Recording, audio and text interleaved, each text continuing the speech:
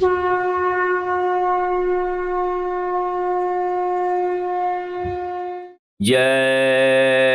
गुरुदेव। हमरे हित गुरुदेव जी धारे मनुज स्वरूप।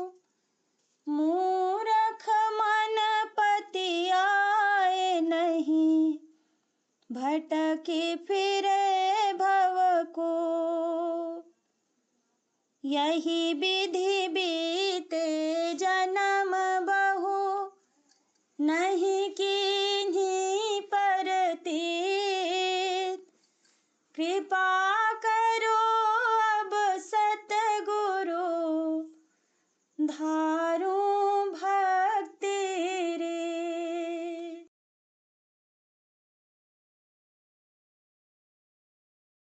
सतगुरु परम दयाल री कोई कदर न जानी। सतगुरु परम दयाल री कोई कदर न जानी। दाता मेरे परम दयाल री कोई कदर न जानी। दाता मेरे परम दयाल री कोई कदर न जानी। जीव अनाड़ी जग झक मारे। जीव अनाड़ी जग झक मारे। दुख सुख संग बेहाल री कोई कदर न जानी। दुख सुख संग बेहाल री कोई कदर न जानी। छूटन की गुरु जुगत बतावे। छूटन की गुरु जुगत बतावे। मेटे घट दुख साल री कोई कदर न जानी। मेटे घट दुख साल री कोई कदर न जानी। दया वचन करनी फरमावे। दया वचन करनी फरमावे। काटे जम का जाल री कोई कदर न जानी। काटे जम का जाल री कोई कदर न जानी। निस दिन तेरे अंग संग डोले। निस दिन तेरे अंग संग डोले। जैसे माँ संग बाल री कोई कदर न जानी। जैसे माँ संग बाल री कोई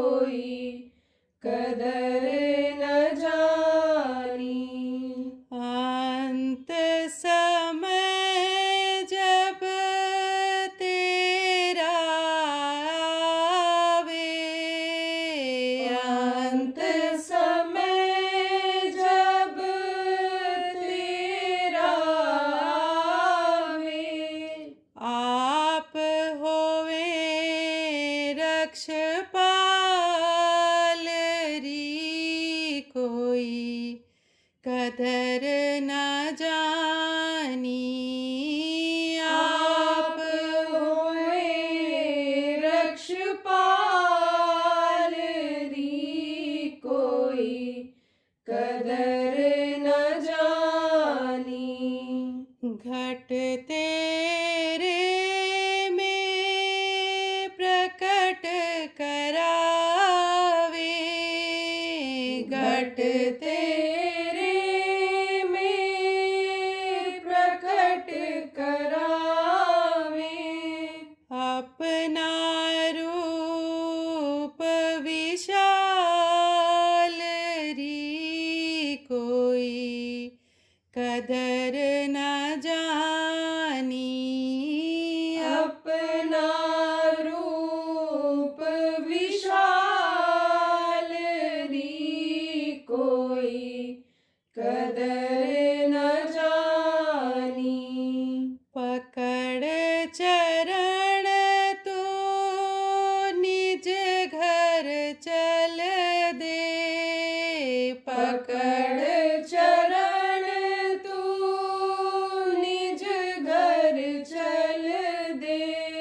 हो गई परम निहाल री कोई कदर न जानी।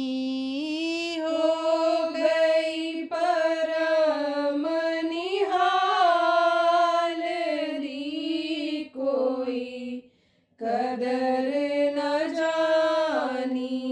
सतगुरु परम दयाल री कोई कदर न जानी। सतगुरु परम दयाल री कोई कदर न जानी। जय गुरुदेव, जय गुरुदेव।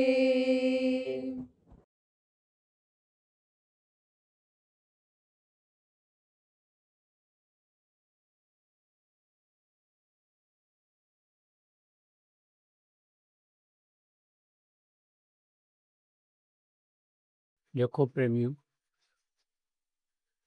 छोटी छोटी कहानियाँ, दृष्टांत जो होते हैं, इनसे बड़ी शिक्षा मिलती है, इनसे बड़ी जानकारी मिलती है। इसीलिए लोग इनको सुनाते हैं कि किस्सा कहानी के रूप में सुन करके और लोगों को जानकारी हो जाए, लोगों के अंदर बदलाव आ जाए। तो हिंदू धर्म में तो महात्मा फकीर हुए ही हैं, सज्जन हुए ही हैं, लेकिन इस्लाम धर्म में भी हुए हैं, क्रिश्चियन धर्म में भी हुए हैं। धर्म तो एक ही है, लेकिन धर्म को लोगों ने बांट दिया। शुरू में तो एक ही था, लेकिन बाद में बंटवारा कर दिया लोगों ने, आदमियों ने कर दिया। भगवान ने तो एक ही धर्म बनाया है, एक ही मत बनाया, लेकिन अब मत और मतांतर बन गए, बहुत सारे धर्म बन गए। पहले तो हिंदू मुसलमान सिख ईसाई ही धर्म था, लेकिन अब बहुत से धर्म बना लिया लोगों ने। इसीलिए अब भटक रहे हैं, इसीलिए कोई उचित रास्ता नहीं मिल रहा है। जो किताबों को पढ़ लेते हैं उसी में उलझ जाते हैं, उनको रास्ता मार्ग नहीं मिलता है कि जो किताबों में चीज़ें लिखी हुई हैं कि मार्ग मिलेगा, तुमको रास्ता मिलेगा, किससे मिलेगा? जानकार से मिलेगा, गुरु से मिलेगा, उनके पास जाओ। तो ये तो खोज नहीं पाते हैं कि भाई कौन से गुरु ऐसे हैं कि जो हमको मार्ग दे देंगे, सुख शांति दिला देंगे, हमारी आत्मा को परमात्मा तक पहुंचा देंगे। और मिलते भी हैं तो जल्दी उन पर विश्वास नहीं करते हैं, तुरंत का तुरंत लाभ चाहते हैं। इसलिए वो उलझे ही रहते हैं और भटकते ही रहते हैं। तो प्रेमियों,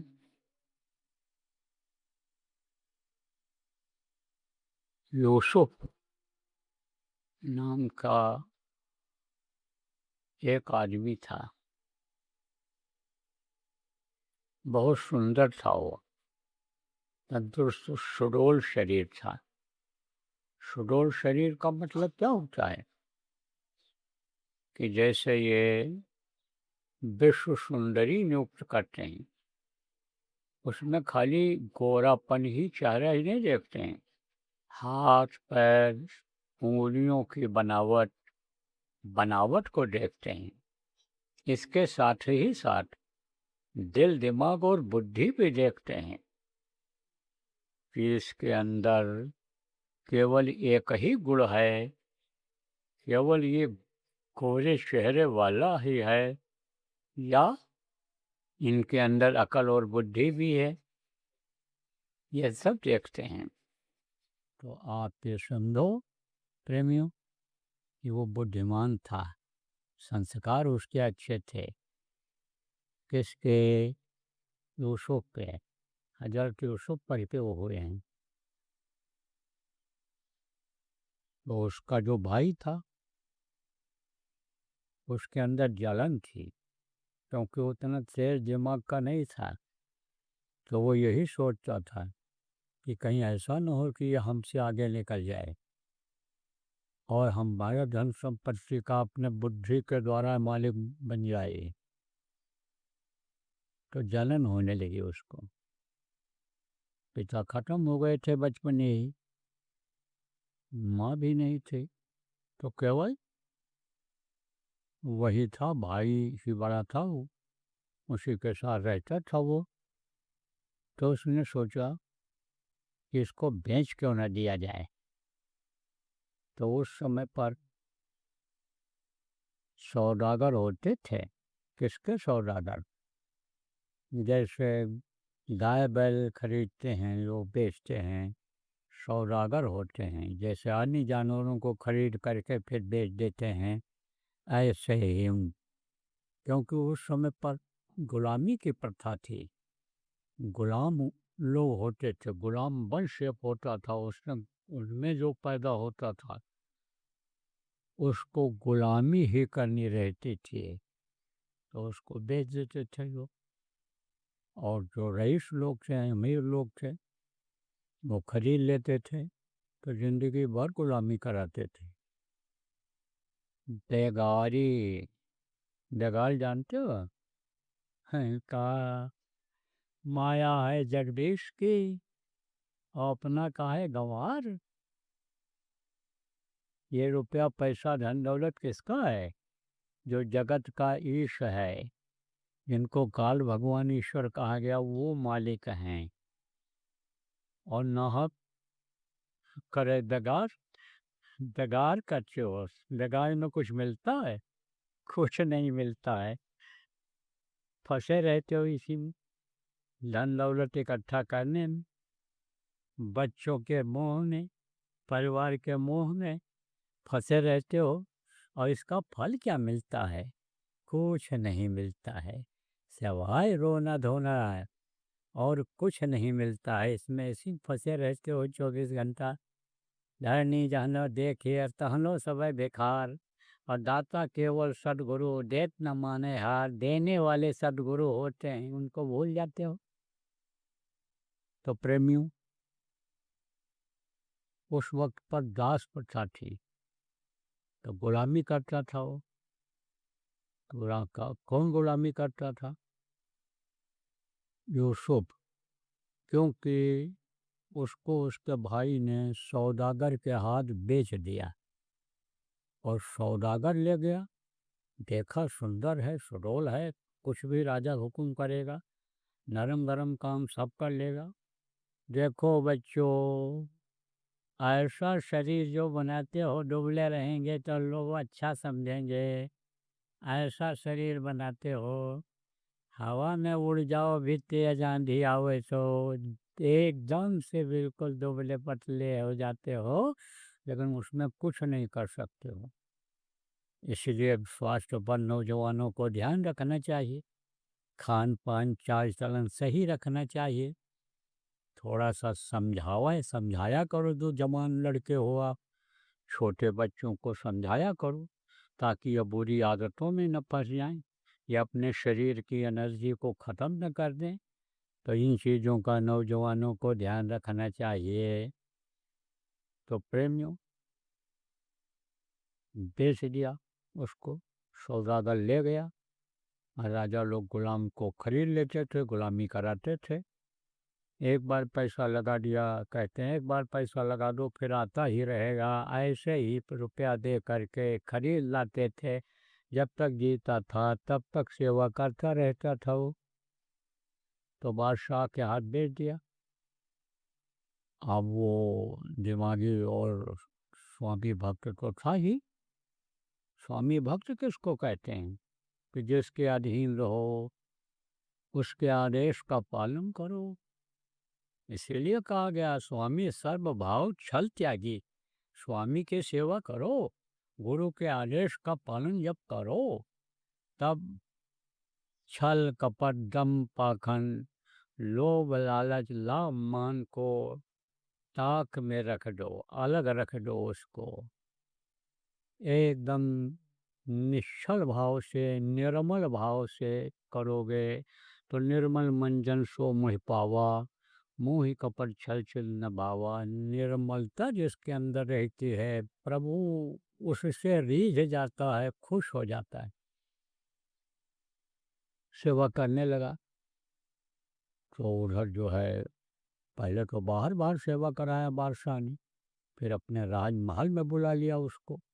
जब थोड़ी ट्रेनिंग हो गई उसकी, तो उसके ऊपर रानी जुलेखा नाम था उसका, जो बेगम थी बादशाह की, उसकी नज़र पड़ी। तो ये कही नज़र में वो इतना सुंदर था वो कि मोहित हो गई।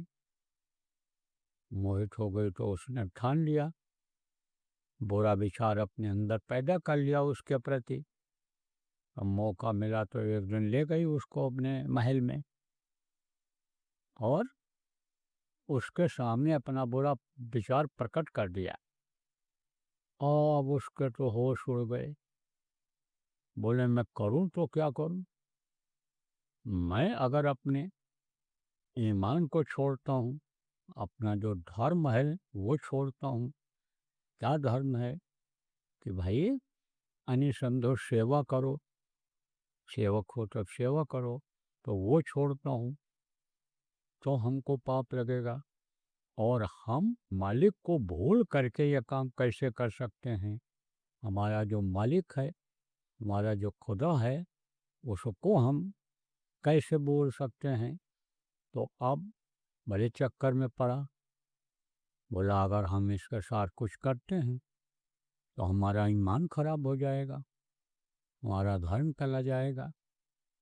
और अगर नहीं करते हैं तो ये बेगम है बादशाह की, ये गलत इल्ज़ाम हमारे ऊपर लगा सकती है।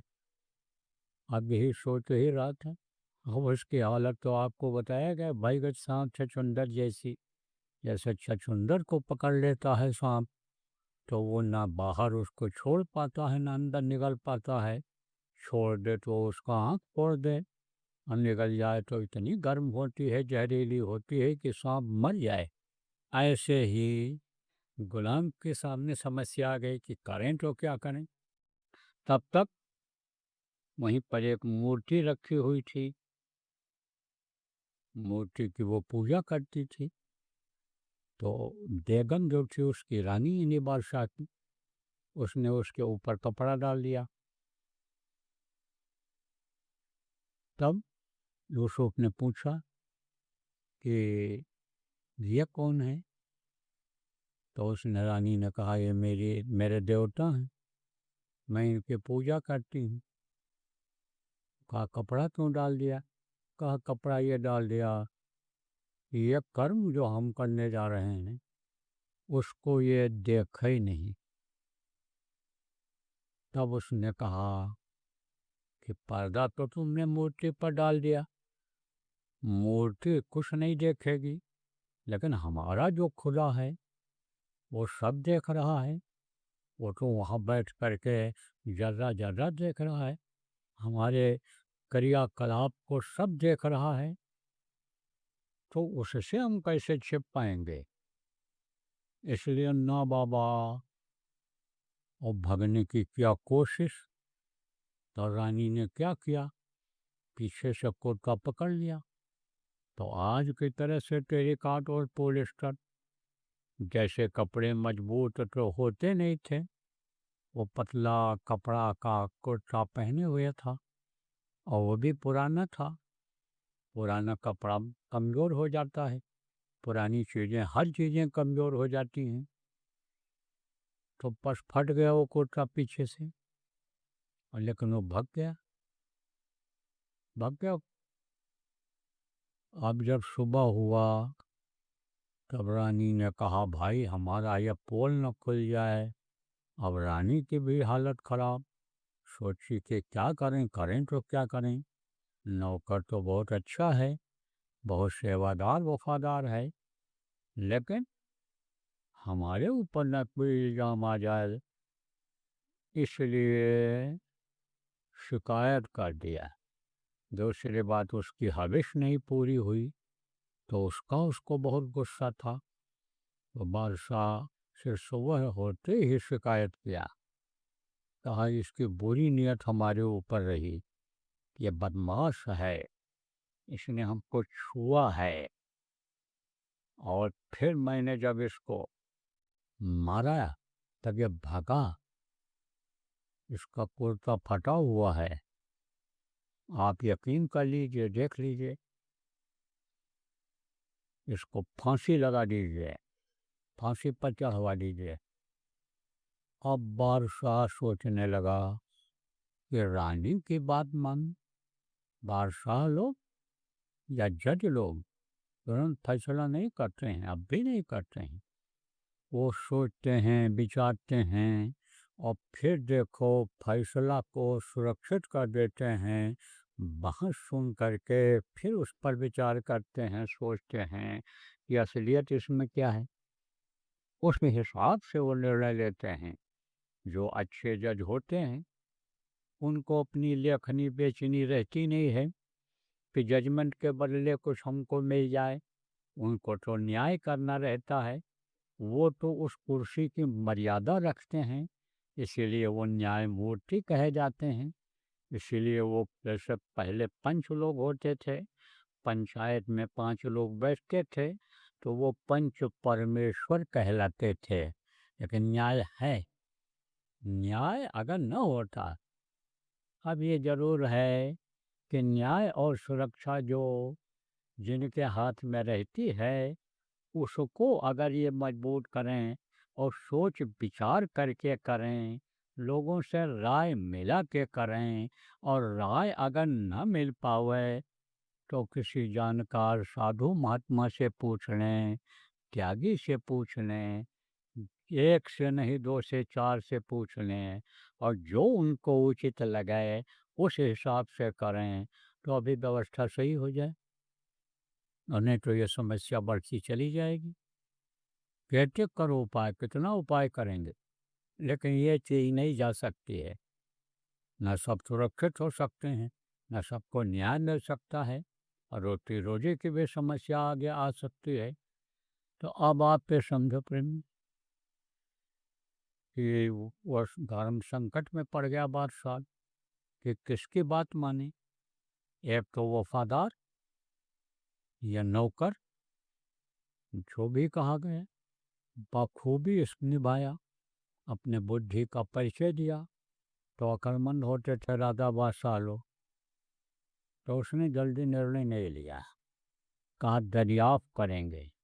सोचता रहा क्या करें, कैसे पता करें, नहीं समझ में आया। तो वजीरों को लोग रखते थे, मंत्री। मंत्री बड़े बुद्धिमान होते थे और अनुभवी होते थे। अनुभवी मंत्रियों को रखते थे। तो मंत्री को बुलाया, तो उन्होंने कहा सरकार, अगर कुर्ता आगे से फटा है तब तो आप ये समझो कि गलती गुलाम की है, और अगर कुर्ता पीछे से फटा है, उसको बुला के पूछा था सुबह, जब रानी ने कहा फांसी दे दो तो बुला के पूछा था, और पूछा तो उसने एकदम सब सच बात बता दिया है। तो उस पर विश्वास को जमा था इसको, बादशाह को। तभी वो सोचने लगा क्या करें। तो बुलाया उनको, वजीरों अमीरों को, और उनसे पूछा क्या करें कि अगर कुर्ता आगे से फटा है तो इसकी नीयत खराब थी गुलाम की, और अगर कुर्ता पीछे से फटा हो, भगा है कि उसने हमको पकड़ने की कोशिश किया, हमारा कुर्ता फट गया है, तो बेगम की गलती है। तो बादशाह ने देखा, पता लगाया कुर्ता पीछे से फटा हुआ था। सब उसके शर्मनाक बातों से, शर्मनाक घटना से यानी राजा वाकिफ हो गया और उसको छोड़ दिया, बरी कर दिया, और रानी को अपना डांट फटकार लगाया, रानी को जलील किया। तो अगर इससे शिक्षा क्या मिलती है?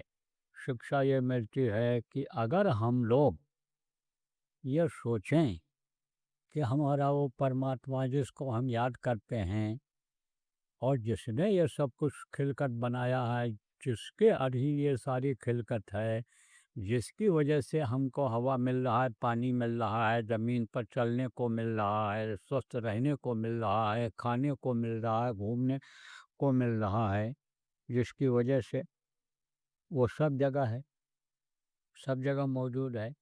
तो जब ये याद रहेगा तब बुराइयों से बचे रहोगे। सब लोग ये चीज़ याद करके जाओ यहाँ से कि हमारे प्रभु जिनको हम याद करते हैं वो सब कुछ देखते हैं, सब जगह हैं। तो हमको बुराइयों से बचे रहना चाहिए। ये याद रखो कि सब जगह हैं वो। आप जब संकल्प बना लोगे, जब पक्का हो जाओगे कि हम बुराई नहीं करेंगे, हमारे गुरु हमारी जगह पर सब जगह मौजूद हैं, हमारे प्रभु सब जगह मौजूद हैं, और वो देखेंगे, तब आप बुराइयों से बच सकते हो। और नहीं तो यहाँ के जाने के बाद फिर उसी बुरे माहौल में फंसोगे, फिर वही पड़ोसी मिलेंगे, फिर वही रिश्तेदार मिलेंगे, फिर वही अन्य समझो नौकरी करने वाले लोग मिलेंगे, फिर वही व्यापारी मिलेंगे उसी तरह के, खेती करने वाले लोग मिलेंगे इस तरह से, जो इस वक्त पर यानी कलयुग के असर से यानी बुराइयों में फंस जा रहे हैं, अपने खान पान चाल चलन को गिरा ले रहे हैं, खराब कर ले रहे हैं, वही लोग मिलेंगे। लेकिन जब ये सोच करके जाओगे कि हमारा प्रभु हम हमारे सारे क्रियाकलाप को, जो भी हम करते हैं वो देखता है, जो भी कहते हैं वो सुनता है, जो भी हमारी गतिविधियाँ है सब देखता है, सब जानता है, और हमको सजा मिल जाएगी अगर हम बुराइयों में फंसेंगे तो आगे बढ़ नहीं पाएंगे। जो हमारा लक्ष्य है मनुष्य शरीर पाने का, कि परमात्मा की प्राप्ति करो, अपनी आत्मा को परमात्मा तक पहुँचाओ, जन्म मरण से छुटकारा पाओ, ये लक्ष्य हमारा पूरा नहीं हो पाएगा।